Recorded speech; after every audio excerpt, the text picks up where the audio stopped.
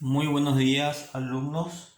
Hoy vamos a tocar un poco un tema con relación a la posguerra en la clase de Historia del Paraguay. La posguerra de la guerra contra la Triple Alianza de 1870 a 1904. Sabemos que la guerra contra la Triple Alianza, como ya estudiamos anteriormente, culmina el 1 de marzo de 1870 con la muerte del mariscal Francisco Solano López. Para entonces había un triunvirato que era un gobierno paralelo a la del mariscal López, que se encontraba en Asunción, conformado por Cirilo Antonio Rivarola, Carlos Loizaga y Díaz de Bedoya. Este triunvirato renuncia luego de la muerte de López en un congreso que básicamente sancionaría lo que sería la Constitución de 1870. Pero con relación a las consecuencias de la guerra podemos ver lógicamente una consecuencia demográfica de casi 500.000 habitantes del Paraguay. Solamente sobrevivieron cerca de 120.000, la mayoría de ellos niños, mujeres, ancianos. O sea, prácticamente estamos hablando de un 80% de la población paraguaya desapareció con la guerra de la Triple Alianza. También tenemos la pérdida de territorio con relación a lo que sería la pérdida territorial como consecuencia de la guerra. Perdimos territorios, o territorios fueron anexados a Argentina y a Brasil. Las consecuencias económicas: Paraguay quedó en un estado calamitoso en cuanto a su economía, pobreza, hambruna y sobre todo las consecuencias de una guerra que implicaba que el Paraguay tenga que pagar los gastos de guerra a los aliados. Esto dio origen a la deuda externa del Paraguay y básicamente trajo muchos problemas con relación a los gobiernos futuros en el Paraguay, que nunca terminaban de consolidarse justamente por las consecuencias del orden económico que trajo la guerra. Y un nuevo orden político en el Paraguay, con gobiernos títeres instaurados por Argentina y por el Brasil. También podemos mencionarlo como consecuencia de la guerra. Como les dije, se sancionó una constitución, la constitución de 1870, que deroga la constitución de 1844, la de don Carlos Antonio López, y se adopta esta constitución de carácter liberal. Aparece entre las características, podemos mencionar la división de los poderes, aparecen ciertos derechos individuales que no tenía la constitución de 1844, aparece el juicio político, aparece la figura del vicepresidente de la República, el derecho a la propiedad privada, entre otros. Entre los principales redactores de esta constitución encontramos a Juan Silvano Godoy, Cayo Milto, Facundo Machaín. Facundo Machaín, que llegó a ser presidente, en realidad a él se lo había elegido como presidente, pero dura solamente un día, lo obligaron a renunciar porque no tenía el visto bueno del Brasil. Entonces, en este congreso que resolvió sancionar esta nueva constitución, también se le eligió a Cirilo Antonio Rivarola como presidente del Paraguay por un periodo de 4 años. La constitución de 1870 establecía que eran 4 años el periodo presidencial.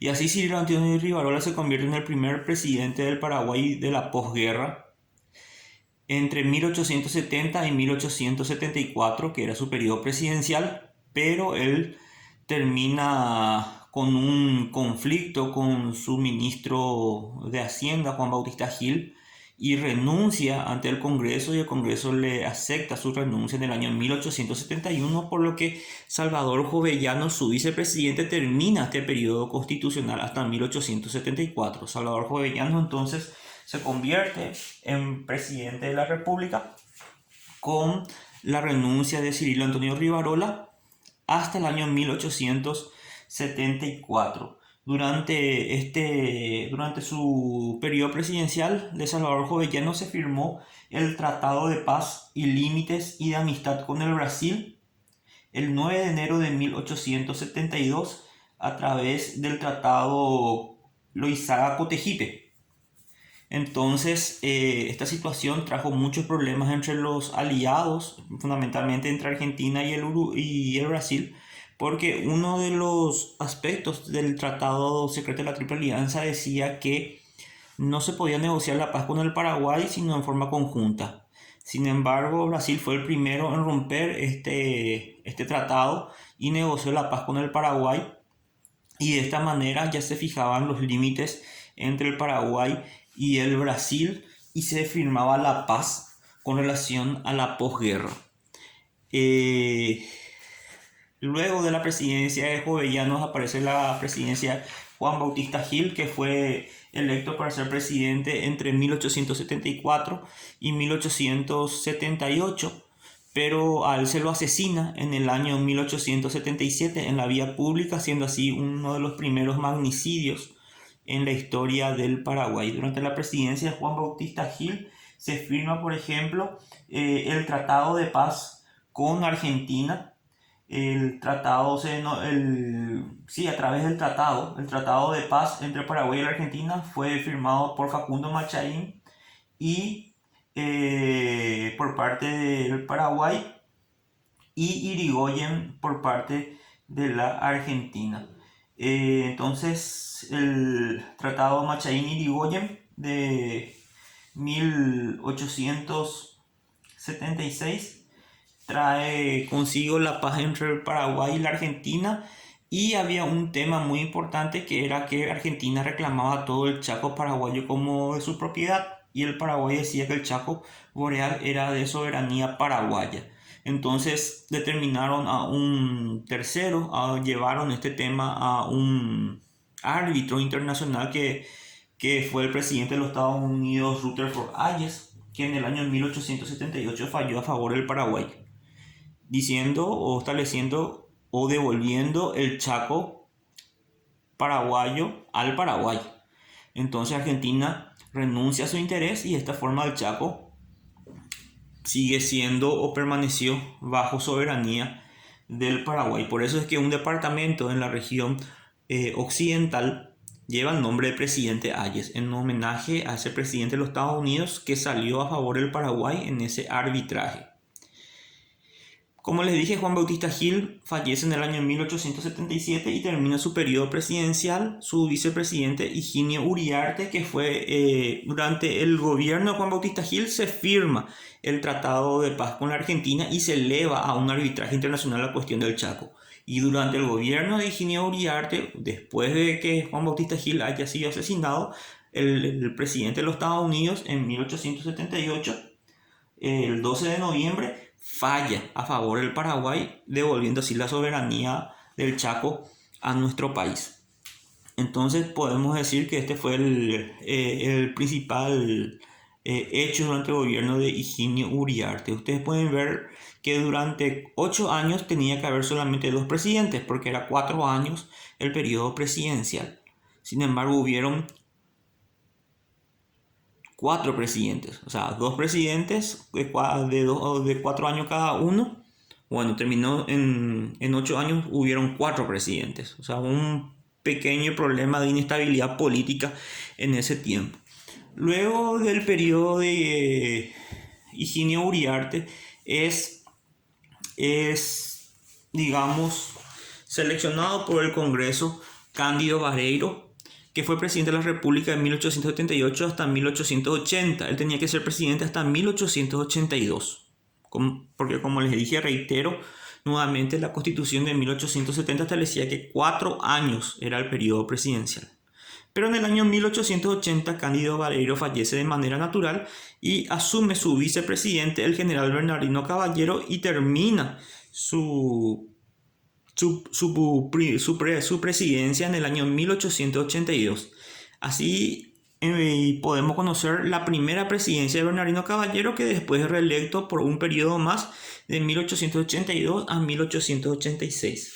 Entre las principales obras de Bernardino Caballero, que fue uno de los hombres, digamos, fiel a López durante la Guerra de la Triple Alianza, podemos encontrar que se creó el registro civil de las personas, se creó la Escuela de Derecho, se creó el régimen de las municipalidades, el Banco del Paraguay,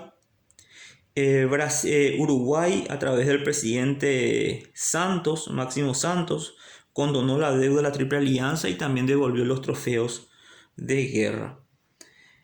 Luego del gobierno del general Bernardino Caballero, aparece el gobierno del general Patricio Escobar de 1886 a 1890.